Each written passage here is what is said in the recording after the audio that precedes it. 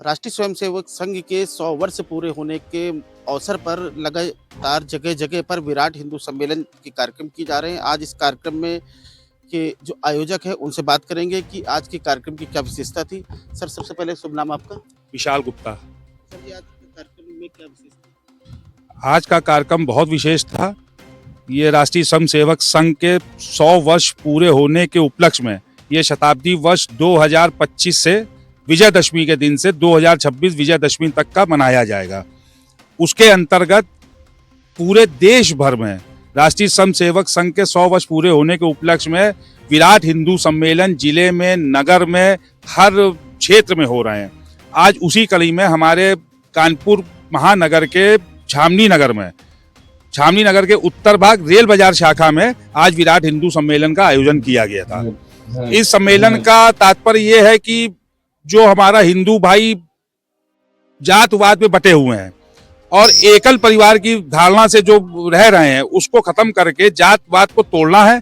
सारा हिंदू समाज एकत्रित होए और जो एकल परिवार हैं उनको संयुक्त परिवार में परिवर्तित करना है।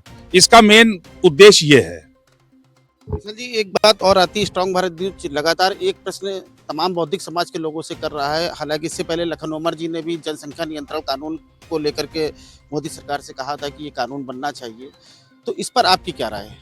देखिए, जनसंख्या कानून आना बहुत ही ज्यादा आवश्यक है क्योंकि कई राज्यों की जनसंख्या परिवर्तन अगर देखिए तो कई राज्यों का जनसंख्या परिवर्तन इतना ज्यादा गंभीर विषय हो गया है कि वहां हिंदू समाज एकदम नगण्य होता जा रहा है।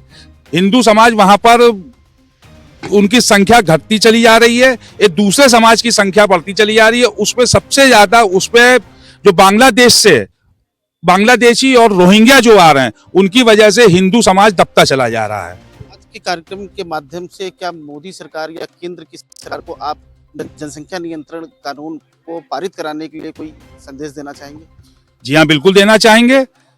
मैं देश के प्रधानमंत्री श्री नरेंद्र मोदी जी से ये कहना चाहता हूं आपके चैनल के माध्यम से कि जनसंख्या कानून अति शीघ्र संसद से पारित करवाएं, लोकसभा से पारित कराएं, उसके बाद राज्यसभा से पारित कराएं, उसके बाद महामहिम राष्ट्रपति जी के कार्यालय से उसको पारित करा के इसको बिल्कुल आप जमीन पे उतार दें, जिससे कि जनसंख्या कानून प्रभावी हो पाए और उनकी जनसंख्या पे नियंत्रण हो पाए।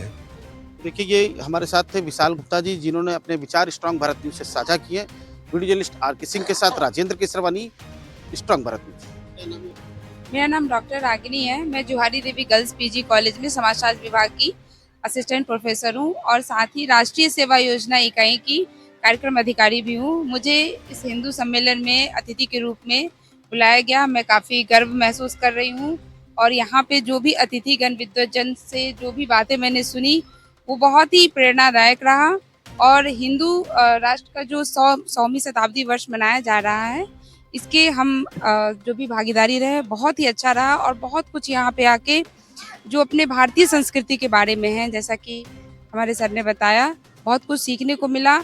ये लगता है कि सीखना कभी कम नहीं होता है, हम जीवन पर्यंत सीखते रहते हैं और अपने भारतीय संस्कृति को हमें कभी नहीं भूलना चाहिए और इसको हम अपने बच्चों को आगे कैसे दें, हमेशा इसके लिए प्रेरणादायक। आज कार्यक्रम की शुरुआत गणेश वंदना से हुई थी और छोटे छोटे बच्चियां जो कि कई सारे भारतीय नृत्य और संस्कृति को अपने नृत्य के माध्यम से, योग को नृत्य के माध्यम से प्रस्तुत करें, वो बहुत ही अच्छा रहा। कार्यक्रम की विशेषता यही थी कि सभी छोटे बड़े नौजवान, हमारी माताएं बहनें सभी ने इस कार्यक्रम में पूरी सहभागिता से भाग लिया। जी, ऐसे में हिंदुओं की आबादी भारत में भी लगातार कम होती जा रही है, दूसरे समुदाय के लोग ज्यादा बढ़ते हैं। जनसंख्या नियंत्रण जैसे कानून को लेकर के क्या कहना चाहिए?